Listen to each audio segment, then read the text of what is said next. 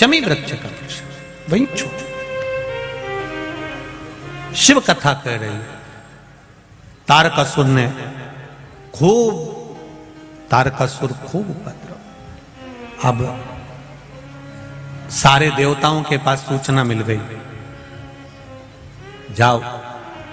33 कोटि देवी देवताओं ने जाकर तारकासुर से बात करी है।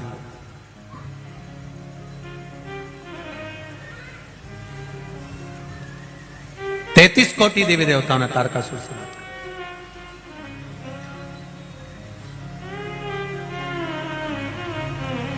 कहा आप उपद्रव कर रहे हो, तब साधना करा, भजन करा, कीर्तन करा, सब कुछ आपके पास में है, अभी उपद्रव क्यों करना?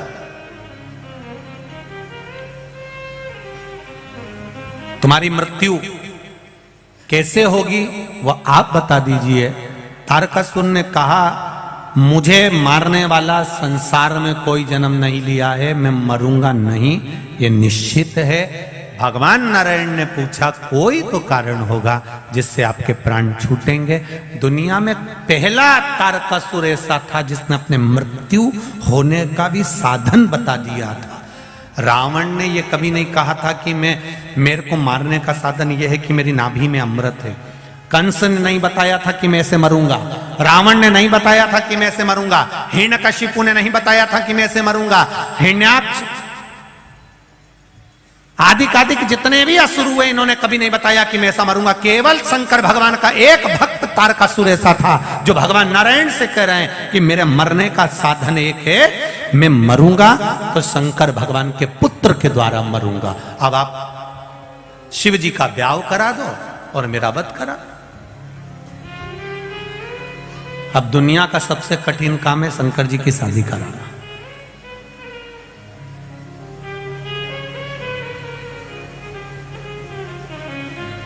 आज के जमाने में सबसे ज्यादा कठिन काम है बेटी को ये बोलना, बच्चों को ये बोलना कि अब मैं तुम्हारी शादी पक्की कर रहा हूं और वहां कर रहा हूं।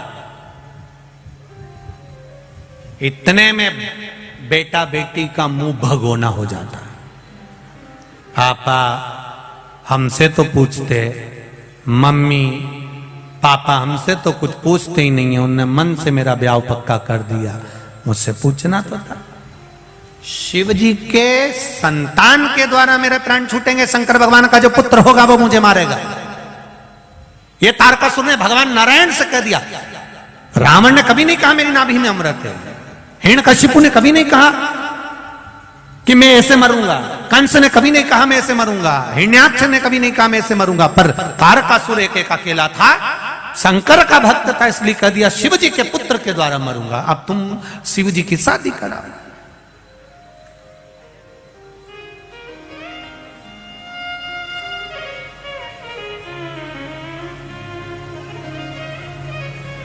तारकासुर से हमारे लोगों ने सीखा, ये सीखा है हमारे लोगों ने, ऐसा नहीं बेटी का ब्याह करना है, बेटे का ब्याह करना, करूंगा पर थोड़ा सा पहले मकान बना लूं, थोड़ा सा मकान का ये काम करवा लूं, इसके बाद बेटी ब्याह का। मतलब तारकासुर का संबोधन ध्यान में है, मरूंगा पर शंकर भगवान के पुत्र के द्वारा मरूंगा।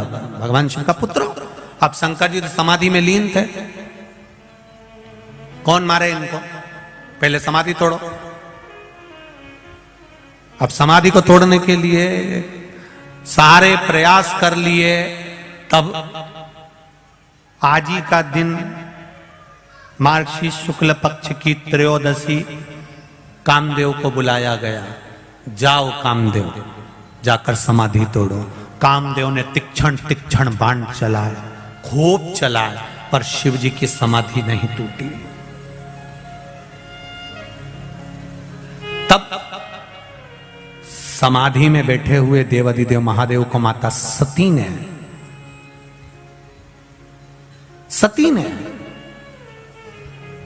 स्मरण कराया, ये मेरी बहन का पति है, मैं दक्ष प्रजापति की बेटी सती और मेरी बहन है रति। ये रति का पुत्र है, ये रति का पति है कामदेव। आप मेरे लिए कुछ नहीं करे, कम से कम इनके लिए थोड़ा सा आप नेत्र खोल लीजिए। देवाधिदेव महादेव रिश्तेदारी निभाना जानते थे। दुनिया में केवल एक देवाधिदेव महादेव ऐसे हैं जो अपने संबंध को निभाना जानते हैं, रिश्ता निभाना जानते हैं, संबंध निभाना जानते हैं कि संबंध किसको कहते हैं।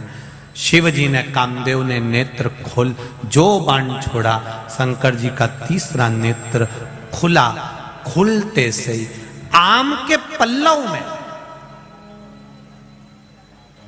आम के पल्लव में, आम के वृक्ष के ऊपर, आम के पल्लव पर कामदेव छुप कर बैठे थे।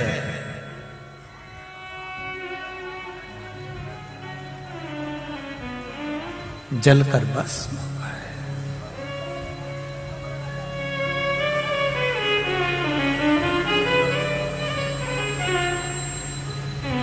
कामदेव ने आम के पल्लव को पकड़ कर रखा था। आम के वृक्ष को, आम के पल्लव को पकड़ कर रखा है कामदेव ने।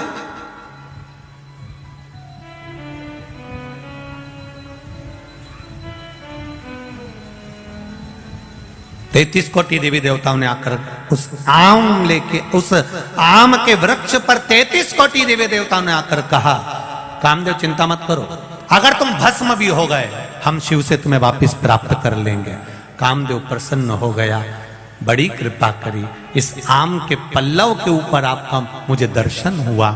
आज भी सनातन हिंदू धर्म के अंदर घर में कोई भी शुभ कार्य होता है तो दरवाजे पर आम की बंदरवाल बांधी जाती है, क्योंकि वो आम की बंदरवाल नहीं होती, 33 कोटि देवी देवता चौखट पर आकर बैठ जाते हैं, और हम जब उस चौखट के अंदर प्रवेश करते हैं या बाहर निकलते हैं तो 33 कोटि देवी देवता हमको आशीर्वाद देते रहते हैं। ये आम के पत्ते की बंदरवाल है।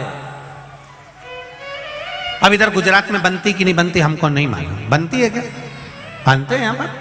आज भी घर में शुभ कार्य होगा, आम के पत्ते लगाए जाएंगे, आम के पत्ते की बंदरवाल बांधी जाएगी। विवाह होगा, आम के पत्ते की बंदरवाल। आम के पल्लव में कामदेव छुप कर बैठे थे और आम के वृक्ष के ऊपर 33 कोटि देवी देवताओं ने आकर कामदेव को दर्शन दिया था, इसलिए आम के पत्ते की बंदरवाल बांधी जाती है। कई लोग कहते हैं आम तो खट्टा होता है, आम तो खटास होती है, फिर इसके पत्ते क्यों लगाए जाते हैं? क्योंकि 33 कोटि देवी देवताओं ने आकर यहां दर्शन दिया। आम के पल्लव के ऊपर, आम के वृक्ष के ऊपर देवता पधार कर दर्शन दिए। काम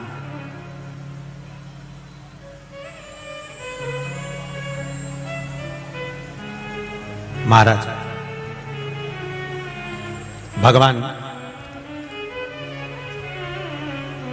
देवाधिदेव महादेव शिव औघड़दानी,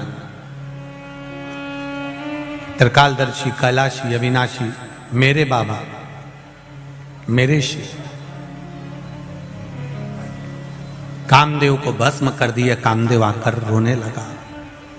रति, कामदेव की धर्मपत्नी रो रही है, मेरा पति मार दिया केवल देवताओं के हित के लिए, मेरे पति के प्राण छूट गए केवल देवताओं के हित के लिए।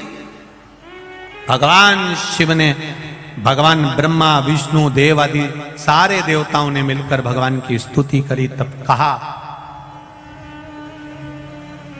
तुम्हारा पति तुमको मिलेगा जब भगवान कृष्ण पृथ्वी पर आएंगे, द्वापर में कृष्ण आएंगे, तब उनके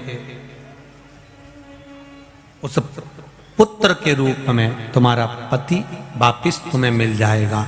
तब तक इनका शरीर दिखेगा नहीं, पर ये रहेंगे, इनको अनंग कहा जाए। आज वही कौन सी त्रयोदशी है? जम के बोलो जरा, अनंग त्रयोदशी। रति की आंख में आंसू भरा था, मेरा पति चले गया, मैं उनके बिना कैसे रह सकती, मैं भी अपना प्राण त्याग दूंगी। शिव जी ने मना करा, नहीं रति, तुम प्राणों को नहीं त्यागोगे। तुम्हारी तप साधना के बल पर, तुम्हारी तप साधना के प्रभाव से तुम्हारा पति तुम्हें वापस मिलेगा। और कृष्ण अवतार की कथा कहती है, ले जाकर समुद्र में डाल दिया था प्रद्युम्न को। तब उस जगह पर फिर रति महामाया बनकर उसको अपना बल से फिर जीवित करती है, प्राप्त करती है। ये तब साधना है पत्नी की।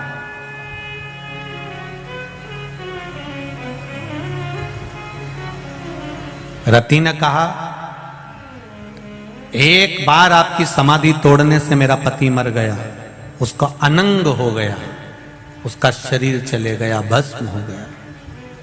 आप मुझे कोई दूसरा वर नहीं देंगे? देवादिदेव महादेव ने कहा, मांग रति, तुझे क्या चाहिए? तू सती की छोटी बहन है, तू सती की बहन है, मांग तुझे क्या चाहिए? रति कहती है, एक वर दे दीजिए। जिस दिन मेरा पति अनंग हुआ है, उसका शरीर गया है, वो दिन संपूर्ण ब्रह्मांड पर जो स्त्री, जो नारी, जो पुरुष, जो जीव शंकर भगवान परमात्मा कामदेव, रति, महादेव और सती का नाम लेकर मात्र दूध का ही स्पर्श करेगा, उसका आनंद उसको 7 जन्म तक प्राप्त होगा, फिर वो कभी जीवन में भटकेगा। जिस पति पत्नी का झगड़ा होता है या पति पत्नी में प्रेम समाप्त हो गया या स्नेह समाप्त हो गया, विवाद चल रहा हो, आपस में एक दूसरे का मुंह देखना पसंद नहीं है, बच्चों के प्रति कोई स्नेह नहीं, माता पिता के प्रति कोई स्नेह नहीं, उसके लिए आज अनंग त्रयोदशी का जो दिन है और सोम प्रदोष का जो आज दिन बना है, शायद भूतो ना भविष्यते, जिंदगी में ऐसा दिन फिर वापिस आने वाला नहीं है। सोम प्रदोष भी पड़ गया और अनंग त्रयोदशी भी पड़ गई। और कितनी खुशी की बात है जो आज आप और हमको ये पावन कथा अनंग त्रयोदशी के दिन, अनंग त्रयोदशी की महत्वता जानने का मौका मिला है। शायद बड़ोदरा वालों ने कुछ ना कुछ पुण्य तो बहुत प्रबल किया है, ये निश्चित। ये प्रभु कृपा। मेरा जिन बेटा बेटियों का विवाह नहीं हो रहा, उनसे भी निवेदन है, आज का प्रयोग अवश्य करें, आज का आनंद जरूर पाएं। अनंग त्रयोदशी, केवल एक बेलपत्री का पत्ता, उस पर दूध और बाबा देवादिदेव महादेव को कामदेव, रति, शिव और सती का नाम लेकर अपनी कामना का स्मरण कर कर समर्पित करिए, सुख प्राप्त, आनंद की अनुभूति होगी।